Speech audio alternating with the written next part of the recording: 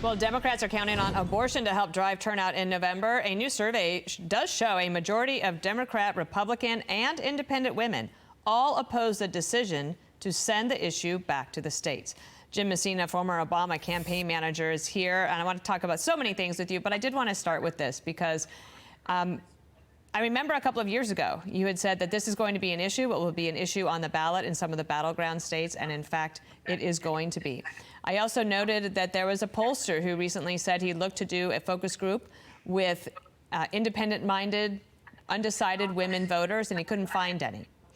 And even though the economy is the #1 issue across the board, how will the issue of abortion affect the election? What should Republicans be aware of? Yeah, Dana, this is the sleeper issue of this election, and it was a sleeper issue of the last election. In the 2022 midterm elections, Democrats performed 9% better than the polls, and when you look at why, a huge move towards the Democrats from suburban women. You know, the theory of my entire life has been don't piss women off. And this issue has pissed off a whole lot of women voters in these battleground states. And now they're going to get a chance to vote on it. And you see this in poll after poll. I totally agree with you. The economy is the most important issue. But when you go down and look at issues that are moving enthusiasm, it is this abortion issue. And it's because across party, Republicans, Democrats, Independents all believe in the same thing. They want the government to stay out of their lives. And this is an issue that is just burning straight hot. And President Trump seems to be trying to run away from his position on this. And I think it's really hard to do.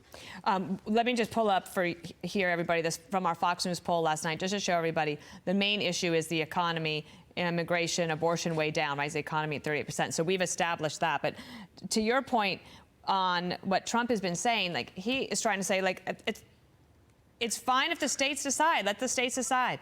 And what the recent poll that I saw from KFF showed is that women are not okay, apparently, the majority of women are not okay with the states deciding.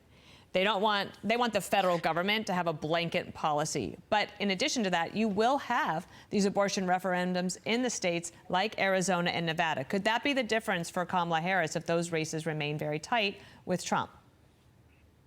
Oh, absolutely, Dana, because when you look at who the undecided voters are in this election, we're down to like 5% of voters actually who could vote for both of these candidates. And they are almost 2/3 women voters. And the question is some of these voters going to actually get out and vote? And ballot initiatives have been proven to be vote turnouts on both sides, right? Both parties use this. You know, Republicans have put immigration ballots on in the past. And so it really is about enthusiasm and whether or not these voters actually get to the polls. And the state referendum are going to be a big way to turn out voters to make sure they vote. Let me also just show you this. Head-to-head, President Trump really hanging in there. There's been a lot of obvious media attention and media backing off of focusing on Kamala Harris's record, at least up to now. And you have this poll, you pull up here, independents going for Trump at 51-43. This race, in many ways, based on our poll yesterday, looks like it did when Biden and Trump were head-to-head and before that debate. Are Democrats maybe disappointed with that? Did they think that Kamala Harris might have been a little bit more ahead? No, I think Democrats are thrilled where they are, right? They went from a place where they didn't look like they could win to now, you know, a straight up 50-50 shot. And I agree with you. The Harris campaign's had the best 4 weeks in modern American political history. And a reminder to my Democratic friends, this race is still just tied.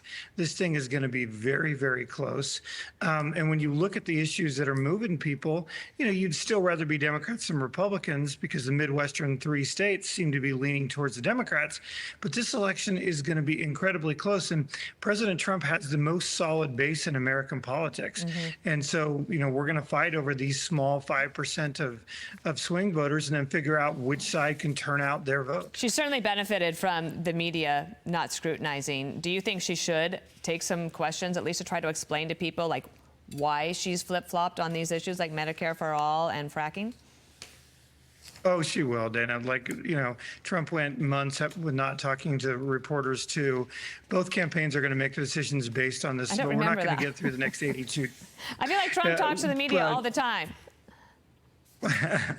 Well, you guys, but no one else. 82 days away from this, both sides are going to be in front of reporters. If Kamala Harris does an hour with the All In podcast I will listen to the entire thing. It would be great, as Trump did.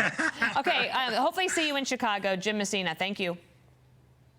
Thanks, Dana. I'm Steve Doocy. I'm Brian Kilmeade. And I'm Ainsley Earhart. And click here to subscribe to the Fox News YouTube page to catch our hottest interviews and most compelling analysis.